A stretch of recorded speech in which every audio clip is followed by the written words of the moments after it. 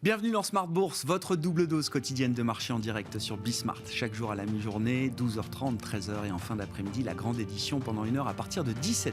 Au sommaire de cette édition de la mi-journée, des marchés qui sont toujours sur une tendance positive. On voit le CAC 40 à Paris qui grappille encore quelques points en cette fin de matinée. Plutôt une séance calme du point de vue des mouvements des marchés actions.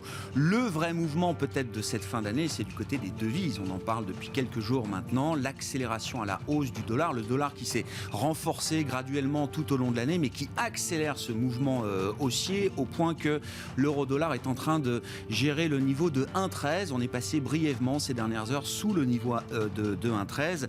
Rappelons-nous que la parité euro-dollar a débuté l'année à 1,22 et on se retrouve donc en cette fin d'année à 1,13 désormais. Comment expliquer ce mouvement d'accélération à la hausse du dollar? C'est une question qu'on posera à John Plassard dans un instant, qui sera en visioconférence avec nous depuis Genève, spécialiste en investissement de Mirabeau et compagnie. Une question qui sera bientôt tranchée également côté américain et banque centrale américaine, c'est la reconduction ou non de Jérôme Powell. La décision sera prise dans les prochains jours, a indiqué hier le président américain Joe Biden. Le scénario le plus probable, encore une fois, c'est que Jérôme Powell soit reconduit à ses fonctions de président de la Réserve fédérale américaine. Une ombre de moins au tableau, donc, qui serait ainsi levée en cette fin d'année.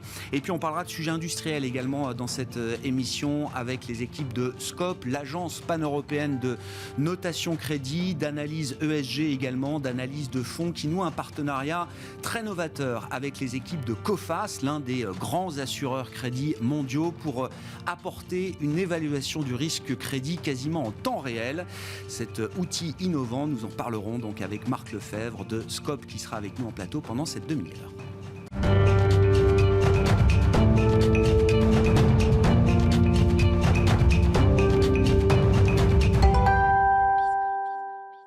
Mais d'abord, pour entamer cette émission, comme chaque jour, un point complet sur les marchés à mi-séance, c'est avec Alix Nguyen. Après avoir aligné une 13e séance de hausse en 14 jours de bourse, le CAC s'engage sur une note plus que calme. En Europe, si les cas de Covid repartent fortement à la hausse et inquiètent le marché, la solidité de Wall Street atténue les craintes. Hier, Wall Street accueillait avec enthousiasme la publication des ventes au détail en octobre. Elles ont augmenté d'1,7% sur un mois. À noter que pour l'heure, les contrats futurs y sont stables en attendant les annonces trimestriel de géants de la distribution, Target et Lowe's. Et puis il y a en fond de toile l'indétrônable interrogation quant à l'attitude des banques centrales au cours des prochains mois et plus particulièrement concernant la Fed confrontée à la poussée de l'inflation. Le nombre des membres de la Fed enclins à accélérer la sortie d'une politique monétaire accommodante s'accroît. Hier soir, James Bullard de l'antenne de Saint-Louis estimait que lors de ses prochaines réunions, la Fed devrait adopter une direction plus restrictive afin de se préparer au scénario d'une inflation durable. Pour rappel, lors de sa dernière réunion, la Banque centrale américaine a réaffirmé que l'inflation était en grande partie transitoire et ne devrait pas justifier une hausse de taux plus rapide qu'anticipée. Au Royaume-Uni, en octobre, les prix ont grimpé de 4,2% sur un an, soit un pic d'inflation de 10 ans. Le FTSE recule légèrement dans l'anticipation d'un relèvement de taux imminent par la Banque d'Angleterre. Plus globalement en zone euro, toujours pour le mois d'octobre, on relève une accélération de l'inflation. Elle atteint 4,1% en rythme annuel, son plus haut niveau depuis 13 ans. Côté valeur, enfin, les nouveaux records des deux infatigables Hermès et L'Oréal ne suffisent pas à pallier le repli des composantes de l'aéronautique. Airbus recule, Safran aussi, et puis un peu de repli aussi dans l'automobile. Renault et Stellantis sont dans le rouge. Tendance, mon ami, c'est chaque jour avec Alix Nguyen à 12h30 et 17h dans Smart Bourse sur Bismart.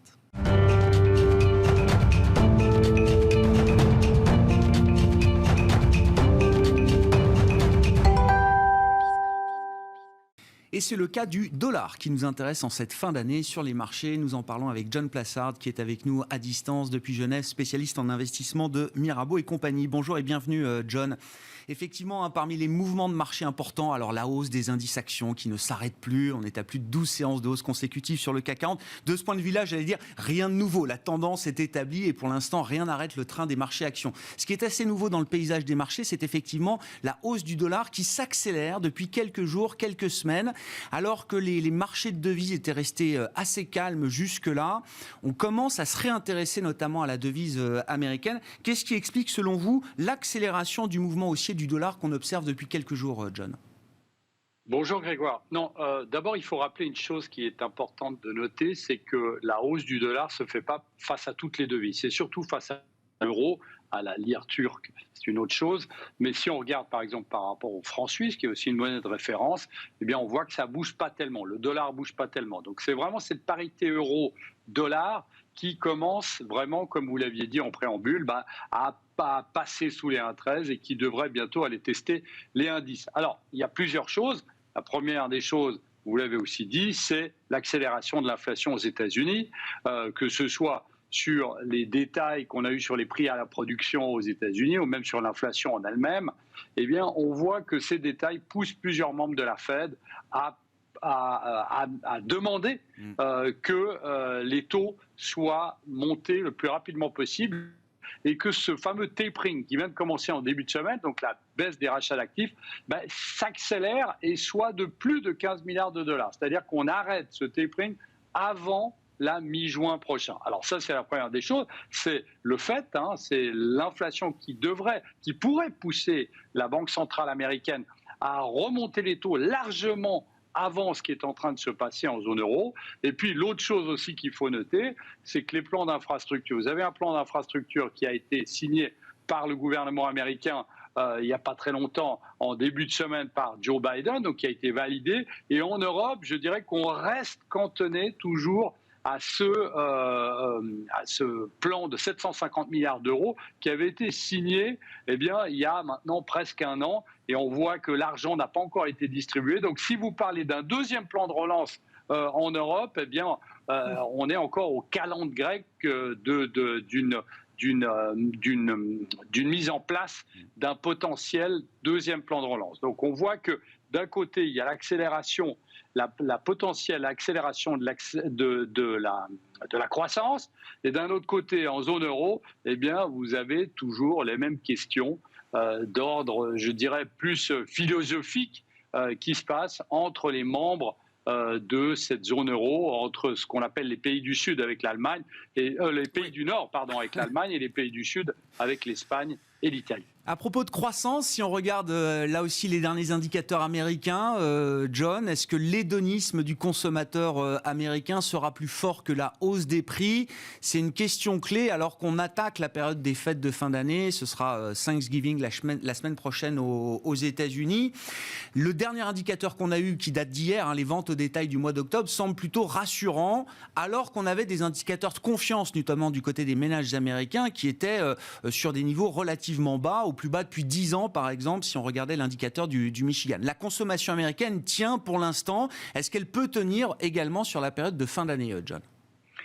Oui, je pense, mais il faut juste regarder dans les détails de ces ventes au détail, c'est le cas de le dire, c'est que vous avez, rappelez-vous, vous avez aussi le prix des véhicules aux États-Unis neufs et d'occasion qui progresse, et puis vous avez aussi le prix du baril de pétrole et les prix à la pompe aux États-Unis qui progressent fortement. D'ailleurs, hier, en Californie, on n'a jamais eu un prix du gallon, parce que c'est le gallon, c'est comme ça que ça se calcule aux États-Unis, qui a été aussi haut, c'est le record historique. Donc lorsqu'on voit ces chiffres, le consommateur américain, s'il dépense plus, il n'aura pas plus aujourd'hui, parce qu'il y a cette inflation qui est en train de se faire. Donc il faut faire attention. Après, évidemment, c'est encourageant. On voit que grâce à la vaccination, grâce au retour au travail, l'épargne qui avait été mis de l'argent qui avait été mis de côté, l'épargne des Américains, commence à baisser, et cette épargne qui baisse se traduit par des achats un peu plus conséquents. Alors pour la fin de l'année, on va avoir un test qui sera un test réel, c'est la semaine prochaine, puisqu'on a Thanksgiving, et avec Thanksgiving, qu'est-ce qu'on a ? On a ce qu'on appelle le Black Friday, c'est-à-dire le vendredi qui suit le jeudi de Thanksgiving, et le Cyber Monday, c'est le lundi qui suit le jeudi de Thanksgiving, où pour l'instant les attentes sont très importantes, puisqu'on attend pour le Black Friday plus 20% par rapport à l'année passée, et pour le Cyber Monday, on attend un tout petit peu une croissance par rapport à l'année passée. Oui, tout à fait, par rapport à 2020. Donc, il faut faire attention ici. Je pense que ça va être une très bonne séance, une très bonne session, je dirais. Faire toujours attention ici parce qu'on constate que, et c'est quelque chose qui est calculé très près, le repas global avec tout ce que vous avez sur la table de Thanksgiving, que ce soit la dinde, que ce soit le stuffing, que ce soit les pommes de terre, etc. aux États-Unis, n'a jamais été aussi haut. Et on voit une progression très forte donc, de cette inflation dont on parle si régulièrement et qui se retrouve maintenant autour de la table réellement des Américains. Vous dites, John, le prix de la dinde, c'est un indicateur pertinent à suivre quand on veut mesurer l'appétit de consommation des Américains en fin d'année.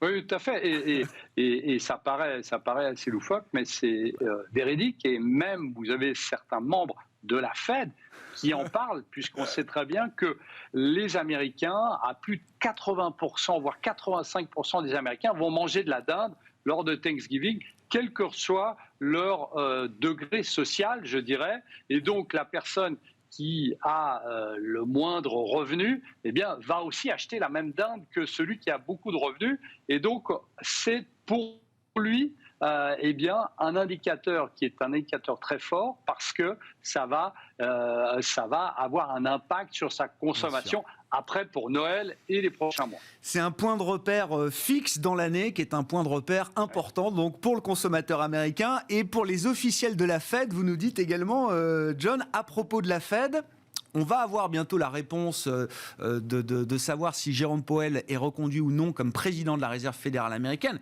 Pourquoi est-ce que ça prend autant de temps, John? Et est-ce que oui, c'est le scénario le plus probable que Joe Biden, alors que Janet Yellen a déjà donné son feu vert à une reconduction de Jérôme Powell, est-ce que c'est le plus probable que Joe Biden, à son tour, reconduise officiellement Jérôme Powell pour un nouveau mandat? Oui, c'est le scénario préféré. Pourquoi? Parce que on est dans une situation de normalisation de politique monétaire, de début du tapering qui a commencé maintenant, de potentielle hausse de taux l'année prochaine. Donc, on est dans une situation où, effectivement, si on casse un peu ce dynamisme, eh bien, potentiellement, ça peut faire un choc, voire un petit choc sur les marchés. Alors ça, c'est une chose. Mais de l'autre côté, il ne faut pas oublier une chose, c'est que Jérôme Powell a quand même été mis à son poste par Donald Trump, même si après, on se souvient, Donald Trump le détestait et le traitait de tous les noms, mais c'est quand même un républicain qui a été mis en place par l'ancien président républicain. Et d'un autre côté aussi, eh bien, il y a l'aile un peu plus de gauche du gouvernement américain qui veut absolument pas de Jérôme Powell, qui est considéré comme l'ami de Wall Street. Et à sa place, il voudrait une personne comme Lael Brainard, déjà qui est une femme, et pour eux, c'est très important, alors qu'on sait que ce soit une femme ou un homme, l'important, c'est que c'est le résultat qui compte. Eh bien, ici, il voudrait que ce soit une femme qui soit au pouvoir et peut-être quelqu'un qui soit un peu moins ami des banquiers de Wall Street, puisque c'est la caricature qu'on a de Jérôme Powell. Bon, on suivra ça. Réponse dans les prochains jours, a promis Joe Biden hier, donc sur la décision de reconduire ou non Jérôme Powell à la tête de la Réserve fédérale américaine, sachant qu'il y a d'autres nominations également au sein de la Fed qui se jouent en ce moment. Merci beaucoup, John. Merci d'avoir été avec nous par visioconférence depuis Genève. John Plassard, spécialiste en investissement de la banque Mirabeau et compagnie.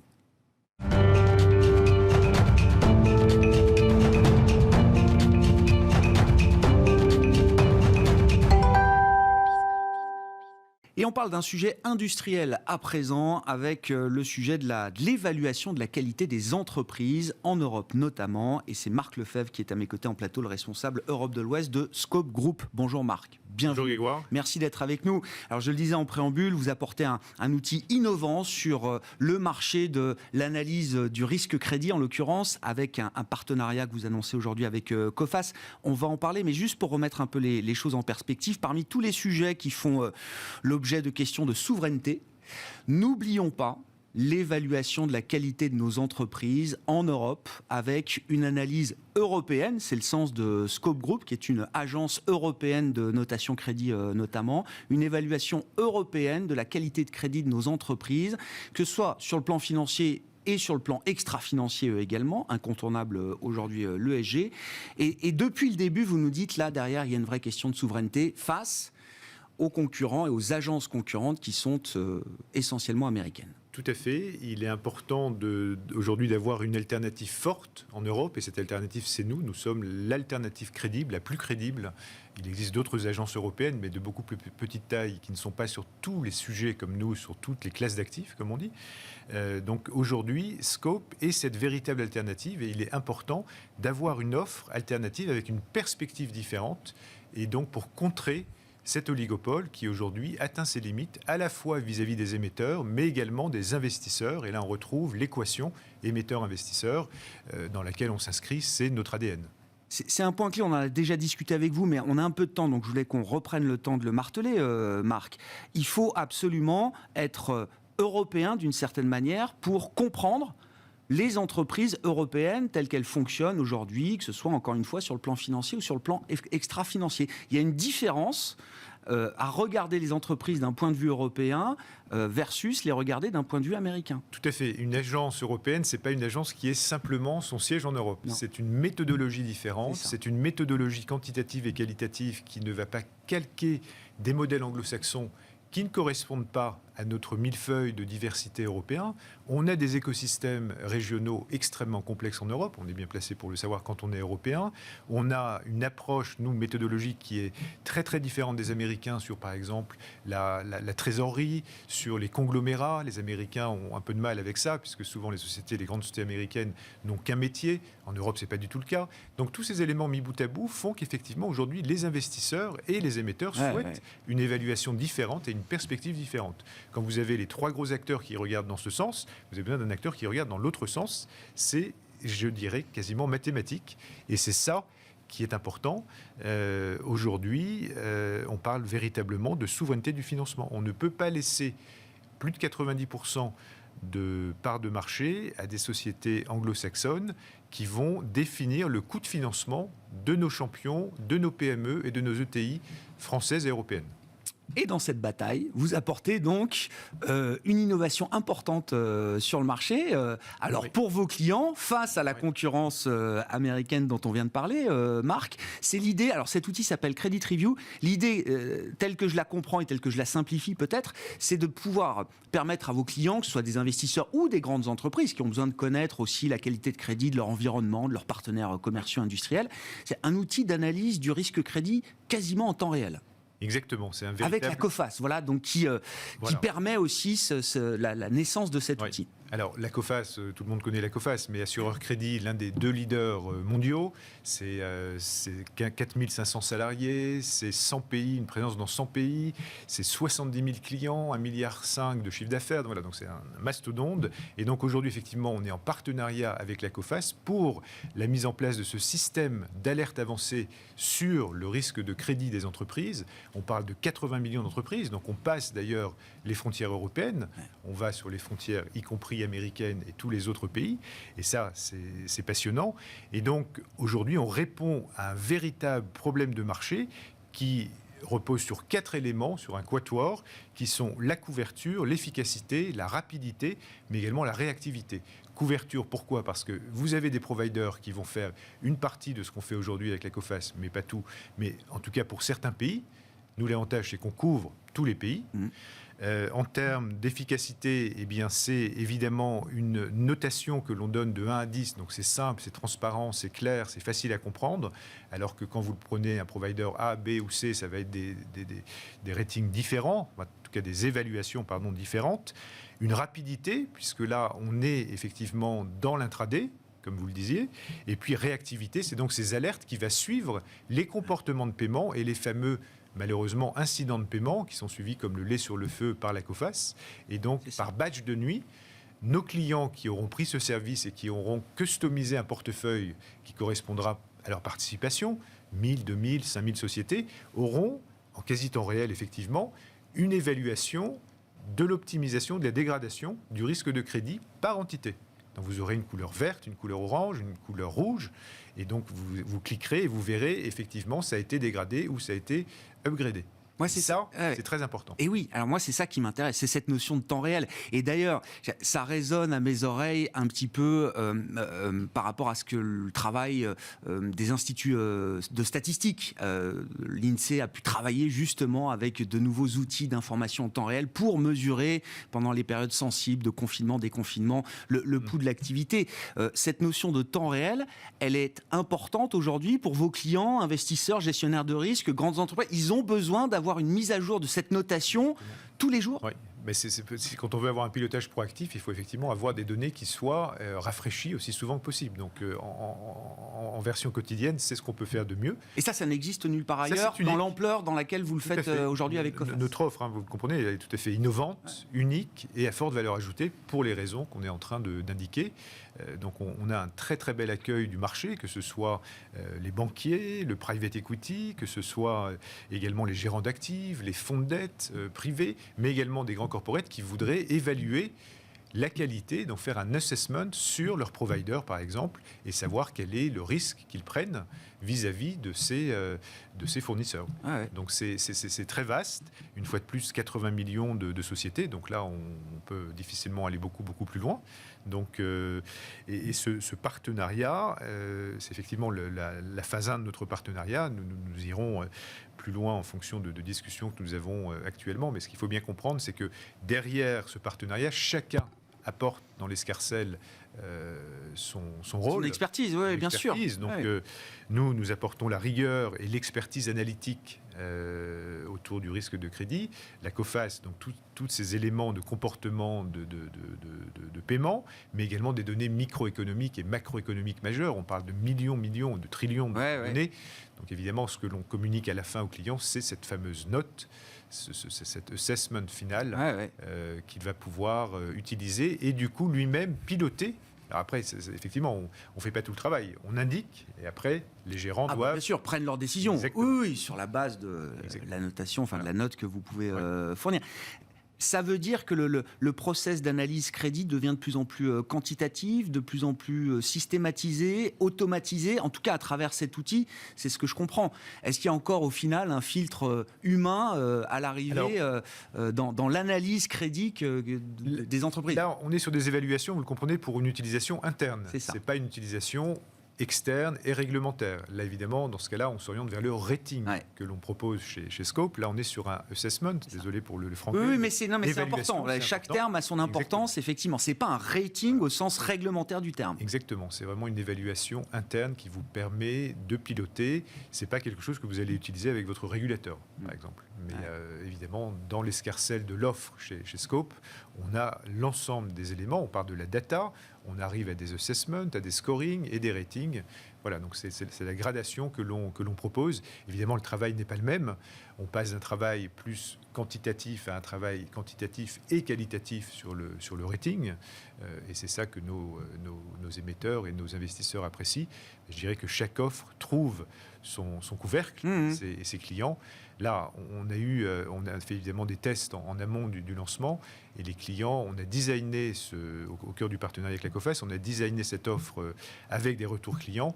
Et donc, on a déjà à peine le partenariat révélé, signé de premier contrat. Ah, ça y est. Donc, on est très... L'accueil est chaleureux. Très bel accueil. Et encore une fois, je reviens à l'idée de souveraineté, à la concurrence face aux agences américaines. Alors évidemment, Scope ne pèse pas encore le même poids que les agences américaines, mais là, bientôt. Non, mais c'est ce qu'on espère, Marc, évidemment. Non, mais avec ce type d'outils, vous prenez une longueur d'avance. Exactement. Il ne s'agit pas du tout d'une mise à niveau, puisque les Américains n'ont pas cette offre. Soyons très clairs, nous sommes les seuls. Donc là, on va effectivement sur un positionnement très différenciant. Et c'est important. On a des positionnements différenciants dans d'autres domaines. On est sur des sujets en réflexion sur la cybercriminalité, par exemple. L'ESG, on a une approche qui est totalement différente des Américains. On est sur l'impact, ce qui va dans le bon sens, puisque vous avez déjà parlé, mais si on prend le label ISR français ou belge qui donne une part belle à l'impact, eh bien nous, depuis le début, on est sur l'impact. Et on va jusqu'à la monétisation de cet impact. Aucun Américain, aujourd'hui, ne peut faire ça.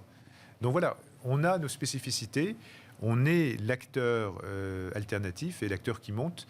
L'année 2021, qui est bientôt finie, mais pas encore finie. Et l'année 2022, surtout, sera une année de transformation pour Scope. On a beaucoup d'actes que l'on est en train d'écrire. On était revenu sur l'évolution de notre gouvernance, de notre actionnariat. Donc beaucoup d'autres éléments dont on sera ravi de parler courant 2022. Est-ce que l'Europe imposera des normes extra-financières, des normes ESG, là où les Américains ont imposé des normes comptables financières dans le monde d'avant, si je puis dire, Marc? Alors, effectivement, ça ne nous a pas échappé. Les IFRS ont été imposés au monde entier par les Américains, sachant qu'ils les appliquent de façon différente, là aussi. Soyons sûrs de ne pas aller se faire écrire le livret de messe, comme on dit, sur l'ESG. Je pense que l'Europe est quand même bien mieux disante sur le sujet.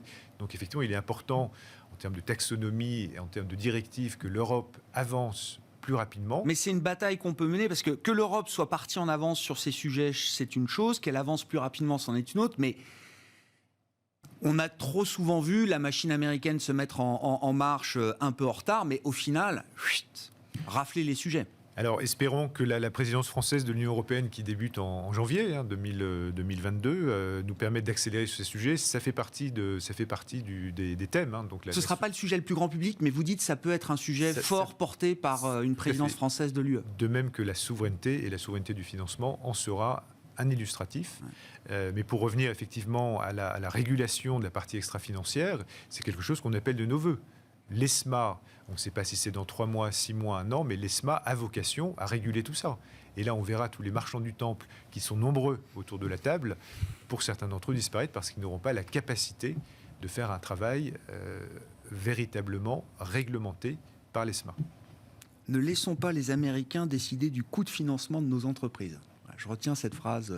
Ça, c'est pour l'aspect financier, mais l'aspect extra-financier est là aussi l'enjeu d'avenir pour la notation et l'évaluation de nos entreprises. Merci beaucoup, Marc, d'être venu nous parler donc de cet outil innovant que vous avez déployé, que vous déployez depuis aujourd'hui avec Coface comme partenaire. Donc, cet outil d'analyse et d'alerte avancée sur la qualité de crédit des entreprises. Marc Lefebvre, qui était avec nous en plateau, le responsable Europe de l'Ouest de Scope Group dans Smart Bourse à la mi-journée. On se retrouve ce soir en direct à 17h sur Bismart.